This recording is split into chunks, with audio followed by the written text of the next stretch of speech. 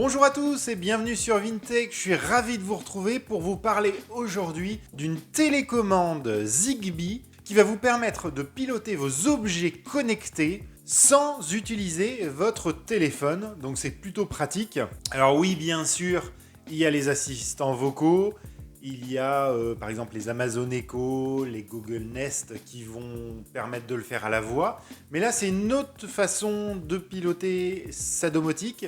C'est par une petite télécommande que vous allez pouvoir paramétrer comme vous le souhaitez. Enfin, j'espère. Donc cette télécommande, je l'ai payée moins de 10 €. 9,40 €, quelque chose comme ça. Elle est arrivée en une dizaine de jours. Donc ce que je vous propose dans cette vidéo, c'est de faire le tour de la boîte, mais ça va être très rapide, de regarder ce qu'il y a à l'intérieur, de faire l'appairage sur notre téléphone, et puis de voir toutes les fonctionnalités que l'on peut avoir grâce à cette télécommande en faisant des scénarios. Avant de commencer le déballage, je tiens à vous informer de l'évolution de la chaîne. À partir de maintenant, il y aura tous les mercredis une vidéo sur la domotique et tous les samedis une vidéo sur des objets tech ou des gadgets accessibles. Donc là, cette vidéo va sortir un mercredi, donc le mercredi, c'est domotique sur la chaîne Vintech. Allez, on va ouvrir la boîte et on va regarder ce qu'il y a à l'intérieur. Alors sur la boîte, il est écrit que c'est une télécommande de 3 boutons, qu'elle a le protocole Zigbee. Et puis ma foi, c'est tout, c'est vraiment très simple, c'est arrivé dans une petite boîte digne des Chinois. Et donc à l'intérieur, donc on a notre petite télécommande, qui est vraiment toute petite, hein. Je ne sais pas si vous voyez par rapport à mon doigt. Voilà, ça fait la taille de mon doigt. C'est vraiment tout petit. On a donc 3 boutons dessus. On a un petit tournevis parce qu'elle s'ouvre.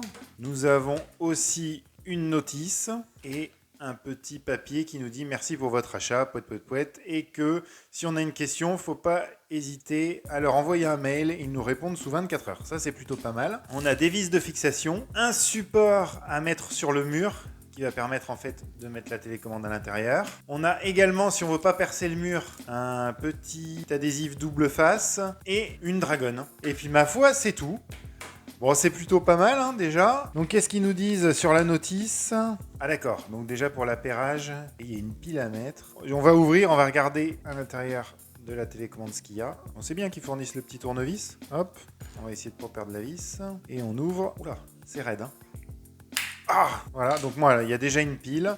Et là, le petit bouton qu'on a ici, c'est un bouton pour faire l'appairage. Bon, ce que je vous propose, du coup, c'est de l'appairer au téléphone. Alors, bien sûr, hein, c'est Zigbee. Donc, il faut absolument avoir une passerelle domotique Zigbee. Moi, personnellement, j'ai la passerelle vendue en ce moment chez Lidl, mais il existe d'autres passerelles avec ce protocole. Je vous mettrai un lien dans la description de cette vidéo. Que j'ai oublié de vous dire, avec une télécommande Zigbee raccordée à une passerelle Zigbee, on peut commander des objets qui ne sont pas Zigbee et qui sont Tuya. Ce qu'il faut, c'est juste qu'ils soient compatibles avec l'application Smart Life. Donc, tout ce que vous avez comme objet domotique en Tuya est compatible avec l'application Smart Life. Donc, du coup, ça peut communiquer entre eux. Allez, je mets tout en place pour la vidéo et je vais vous montrer comment appairer la télécommande à la passerelle. Donc, alors, la première chose qui est à faire, c'est d'aller dans la passerelle Zigbee. Et on va appuyer 5 secondes sur le petit bouton qui est ici. Et voilà, j'ai le petit voyant ici qui s'allume et qui clignote. Donc, il est en mode appairage. Je fais ajouter un sous-appareil. La LED clignote déjà. Et ma passerelle est en train de rechercher ce qui essaye de se connecter à elle. Il m'a trouvé 3 gangs Zigbee. Je fais terminer. Donc, je vais l'appeler télécommande Zigbee. Je sauvegarde et je fais terminer. Donc là, ma télécommande est bien insérée à mon système domotique. Donc je vais pouvoir refermer celle-ci. Maintenant, si je vais dans ma télécommande, qu'est-ce que j'ai? On voit ici les 3 boutons. Alors je découvre en même temps que vous. Je peux ajouter directement ici ce qu'elle va piloter. Par exemple, si je fais Add Intelligence. Sur chaque bouton, on peut gérer soit le simple clic, le double clic ou l'appui long. Ça, c'est pas mal. Et après, la tâche qu'on veut lui faire faire. A few moments later. Voilà, pour faire le test, j'ai mis une prise connectée. Donc là, c'est une prise Tuya de la marque LSC de chez Action. J'ai fait une vidéo sur ma chaîne qui parlait justement de cette prise. Donc là, comment on va donner une action au bouton 1 par exemple. Donc là on va sur le bouton 1. Ici on lui dit ajoute une action, add intelligence. Et on lui dit quand soit je fais un simple clic, soit je fais un double clic ou soit je fais un appui long. Donc par exemple le simple clic, ça fait quelque chose. Donc qu'est-ce que ça peut faire? Soit ça lance un scénario qui existe déjà dans l'application. Soit ça désactive ou ça active une automatisation. Par exemple, ce qui pourrait être pas mal, c'est on a un système d'alarme. Et bien là, on va pouvoir l'activer ou le désactiver par là. Ou alors, j'agis directement sur un appareil en lui-même. Donc là, par exemple, dans mon cas, je viens de mettre une prise connectée ici qui est en Tuya de la marque LSC et j'ai mis dessus une petite ampoule. Donc là, on va faire le test. Donc je dis que celle-là, quand j'appuie juste un petit coup, on fait un décompte, on va l'allumer que 2 secondes. Je confirme. Ah, faut que je lui donne un nom et je sauvegarde. Donc là, j'ai ma première action avec le bouton 1. Si je fais un simple clic, ça va me l'allumer 2 secondes. Et bien, on va faire un autre test. On va dire par exemple un appui long, ça va l'allumer continuellement. Donc là, je vais sur le bouton 1, j'ajoute une intelligence et je lui dis que quand je fais un appui long, alors ça, je vais sur l'interrupteur cette fois et donc pas sur le décompte. Je dis que là, ça l'allume continuellement. Voilà, je fais juste, je l'allume. Je confirme et je sauve. Et on va faire un autre test du coup. On va faire que si on fait un double clic, à ce moment-là, ça va l'éteindre. Là, je sauvegarde. Voilà, donc là, tout est activé. Donc, on va essayer. Si j'appuie une fois, là, ça va l'allumer pendant 2 secondes. 1, 2. A few moments later. Comme un idiot que je suis, j'ai trouvé pourquoi je m'étais trompé dans allume 2 secondes. C'est qu'il faut mettre en marche l'interrupteur et après faire un décompte de 2 secondes. Maintenant, je vais vous montrer que ça fonctionne bien. J'applique un coup. Ça l'allume. Au bout de 2 secondes, ça coupe. J'appuie longtemps. Ça l'allume. Longueur de temps. Et j'appuie 2 fois. Ça me le coupe. Alors il y a un petit délai de latence entre le moment où on appuie et le moment où ça fait l'action. Hein. Ouais, là j'appuie. Hop, ouais, il y a 1 seconde. Du coup, l'appui long, c'est un peu merdique parce qu'il faut appuyer jusqu'à ce que le petit voyant s'éteigne. Tac. Et là, c'est compté comme un appui long. Si je fais juste ça, il va s'allumer, mais comme si c'était qu'un simple clic. Donc voilà, ça, il faut le savoir. Bon, et puis après, c'est à vous de voir ce que vous lancez sur chaque bouton et avec chaque type de pression. Un clic, 2 clics ou un appui long. Donc dans les paramètres de la télécommande, on a les informations de l'appareil, le scénario et automatisation sur lequel elle est affectée. Parce qu'après, je pense qu'on peut l'inclure dans une automatisation. Je vais essayer quelque chose. Ça sera peut-être plus simple à gérer. Dans les automatisations de Smart Life, donc si je vais dans les scénarios et que je fais petit plus là, et que je dis, par exemple, lorsque le statut de l'appareil change, est-ce que je vais pouvoir toucher à notre télécommande et voir les... Voilà, vous voyez, on peut faire des choses. Envoyer un message, par exemple, si la batterie est inférieure à tant de pourcents. Par exemple, là, sur le bouton 2, je vais essayer de faire...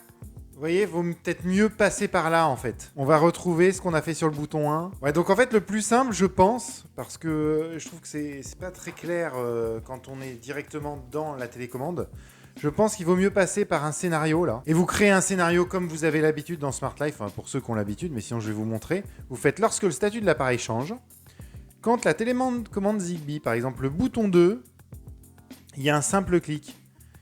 Ben, on peut lui demander de faire autre chose. On peut lui dire, par exemple, on va faire exactement la même chose qu'on a fait avec directement dans les réglages de la télécommande, on va le faire là. Par exemple, là, sur le simple clic, moi, je vais demander que ça m'allume la prise de courant. Donc là, je lui dis l'interrupteur, je fais marche. Suivant, je sauvegarde et je vais faire exactement la même chose quand le bouton 2, on fait, je sais pas, un double clic. À ce moment-là, on va dans ma prise et on l'éteint. Et en fait, pour moi, je trouve ça beaucoup plus clair de passer par les scénarios. Peut-être parce que j'ai l'habitude, mais au moins c'est en français déjà. Parce que de l'autre côté, c'était tout en anglais, avec un peu de chinois, je sais pas si vous avez vu. Et là, normalement, si je fais avec mon bouton 2, un clic, ça allume, 2 clics, ça éteint.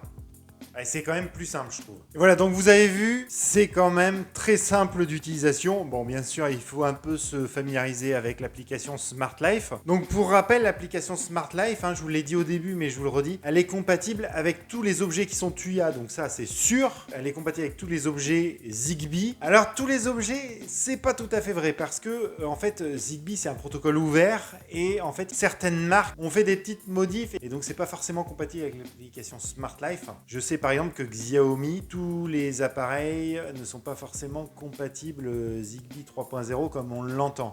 Donc faites attention avec ça. Si vous avez un doute ou quoi que ce soit, n'hésitez pas à me le dire en commentaire. Je voudrais acheter tel objet. D'après toi, est-ce que c'est compatible Smart Life ou pas? J'y répondrai, je réponds à tous les commentaires. Parce que je voudrais pas que vous achetiez quelque chose et puis qu'en fait après vous soyez déçus et vous dites ah Vincent il nous a raconté des bourres, ça marche pas, voilà.